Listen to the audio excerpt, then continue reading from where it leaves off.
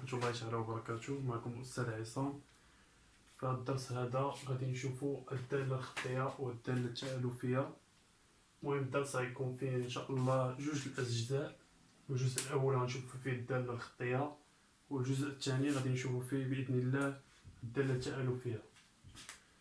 الدالة الخطية ولدي كتكتب على هذا الشكل: اف لي اكس كتساوي لنا ا اكس. اف لي اكس كتساوي لنا ا اكس. اي داله خطيه كتكتب على هذا الشكل هذا. دونك دابا اللي خصك تعرف ان هاد اكس عدد حقيقي،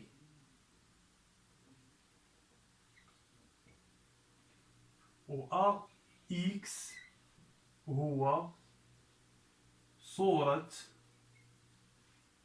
العدد اكس بالدالة اف. هذا كامل كيمثلنا الصورة ديال اف دو اكس، و ا اللي بقات لينا هنا هو معامل الدالة. مفهوم؟ دابا غادي نشرح لكم كيفاش الا بغينا نقلبوا على معامل الدالة اللي هو ا. كما نعلم ان اف ل اكس كتساوي لنا ا اكس. الا بغينا ا اكس كنهبطو هنا مضروبه غتولي مقسومه، هي اف ل اكس على اكس. دونك غنعطيكم امثله باش تفهموها اكثر. مثلا عطانا في التمرين اف لواحد تساوي 2، وقال لك اوجد لي معامل الداله اللي هو ا. نعلم ان ا تساوي اف، حطونا اف ل اكس على اكس. دونك ا تساوي لنا اف ل اكس راه هي 2، حيت كاين اللي اف ل اكس غيدير لها واحد. لا، هاد واحد اللي هنا راه هو اكس، و اف ل اكس هو 2. دونك هي 2 على واحد. ا تساوي 2. مفهوم؟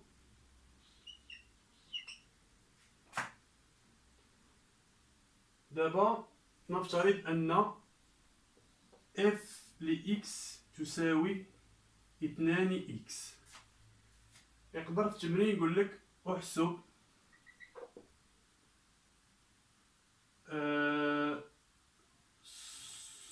صور الأعداد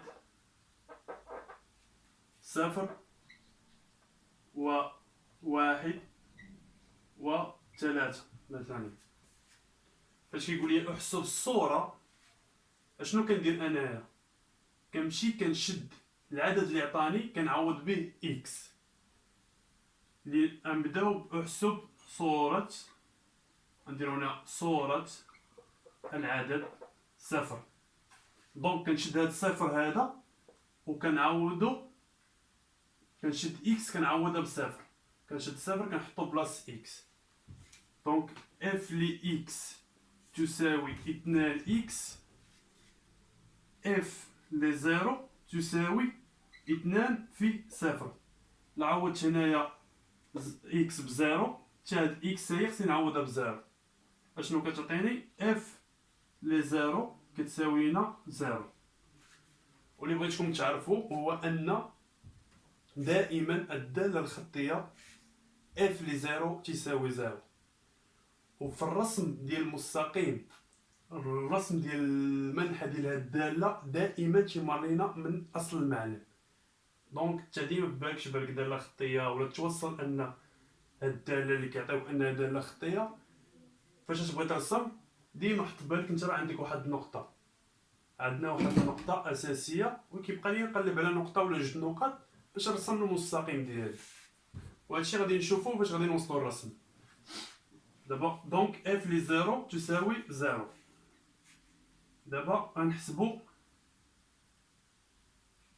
صورة العدد 1. اف لواحد تساوي 2 في 1. دونك اف لواحد تساوي 2. درت تقريبا، ماشي تقريبا، درت بحال العمليه درت هنايا فيما كيكون ليا اكس كنعوضو بواحد. هنا عندي اكس عوضتو بواحد، هنايا اكس غادي نعوضو بواحد باش نحسب الصوره ديال واحد.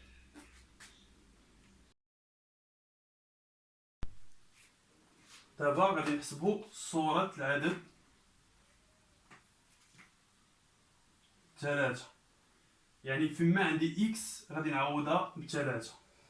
اف لي اكس نديروها اف لي 3 تساوي لنا 2 في اكس، هي 2 في 3. دونك اف لي 3 تساوي 6. مفهوم؟ باش نشرح لكم اكثر واحد القضيه اللي خصكم تعرفوها، ان هاد اكس هو افصول. يعني العدد اللي كيكون عندي هنايا، العدد اللي كنعوض به اكس، هو عدد من محور الافاصيل. والخارج اللي كنلقى مثلا اف لي 3 تساوي 6. دونك انا نعرف بلي ان 3 افصول و 6 ارتوب. مفهوم؟ يعني نعتبروا مثلا هذه النقطة أ. دونك إحداثية هذه النقطة أ هي 3 6. 3 محور الأفاصيل و6 في محور أراتيب. لأن بهاد الصور هذا هما اللي كيساعدونا باش نلقاو النقط اللي غادي يدوز منهم المستقيم ديال الدالة الخطية في المعلم متعامد ممنظم او اي جي. دونك دابا نفترض دابا غندوزو واحد السؤال اخر، غادي نمسح هنا. دابا هنا تيقول لك احسب صورة الاعداد 0 و1 و3. يعني يقدر يقول لك اوجد العدد x بحيث صورته بالدالة f هي 4. دابا العكس، هنا كيقول لك احسب صورة الأعداد، هنا تيقول لك أوجد العدد. هنا شنو عندنا f ل x تساوي 2x، ياك؟ هو قال لك الصورة ديال العدد x بالدالة f كتساوي 4. يعني f ل x كنشدو هادي كنحولوها لتعبير رياضي، نكتبوها على شكل دالة. العدد x صورته بالدالة f هو 4، يعني f ل x تساوي 4.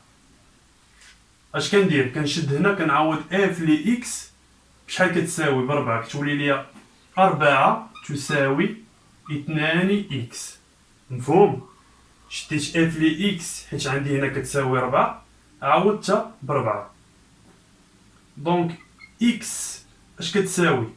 جوج هنا مضروبة هنا غتولي مقسومة، هي 4 على جوج. دونك x تساوي 2. مفهوم؟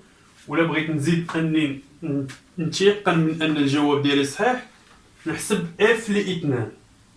نديرو f ل 2 تساوي، يعني عوضت x ب 2، f ل 2 تساوي 2 نعوض هاد x ب 2، 2 في 2. دونك f ل 2 تساوي 4 اللي عطاني هنا. مفهوم؟ دابا غادي ندوزو كيفاش كيكون الرسم ديالها.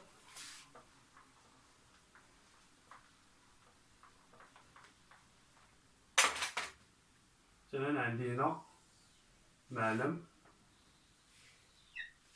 هنا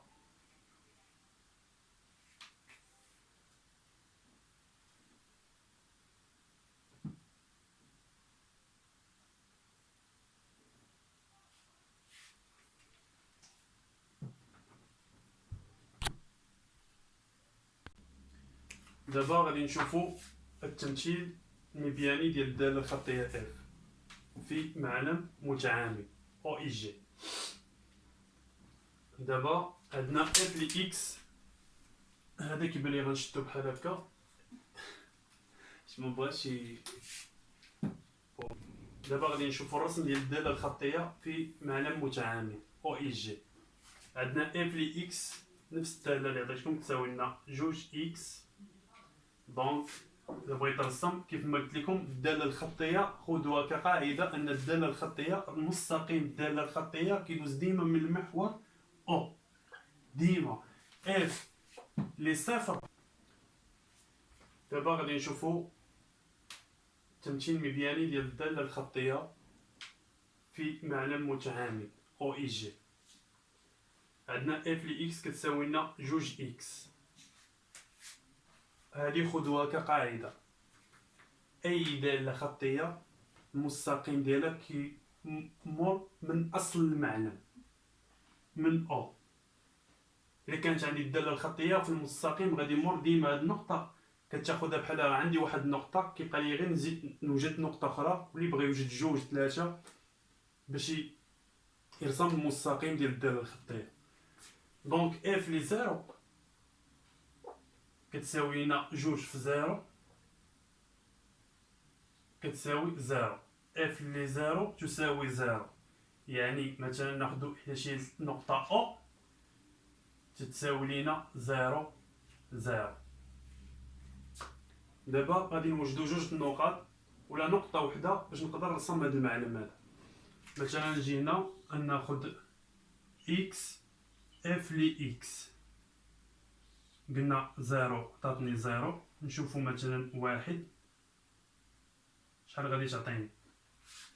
اف لي واحد تساوي اثنان في واحد، كنعوضو اكس بواحد ديما اكس كنعوضو اكس بواحد هنا اكس بواحد هنا كتعطيني الصورة ديالها بالدالة هي اثنان.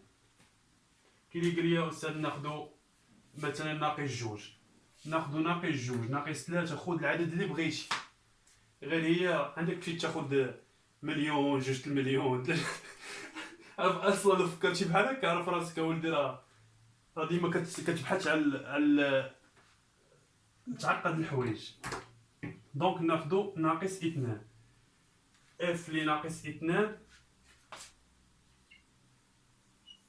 فيما كاينه اكس نعوضوها بناقص اثنان، هي اثنان في ناقص اثنان تساوي اثنان في ناقص اثنان تساوي ناقص أربعة. دونك عطاتني ناقص أربعة. ونحاول نوجد هاد النقاط هادي. قلنا زيرو هي زيرو، واحد عطاتني كيف ما قلتي نكتبوهم على شكل إحداثية نقطة. ناخدو هادي أ وهادي بي، سمحوا لي ناخدو هادي أ الإحداثية ديالها الأفصول ديالها واحد، كيف ما قلت لكم اللي كيتكتب هنا راه أفصول والخارج أرتو واحد اثنان. وهادي ناخدوها هي نقطة بي أفصول ديالها ناقص جوج ناقص أربعة. مفهوم؟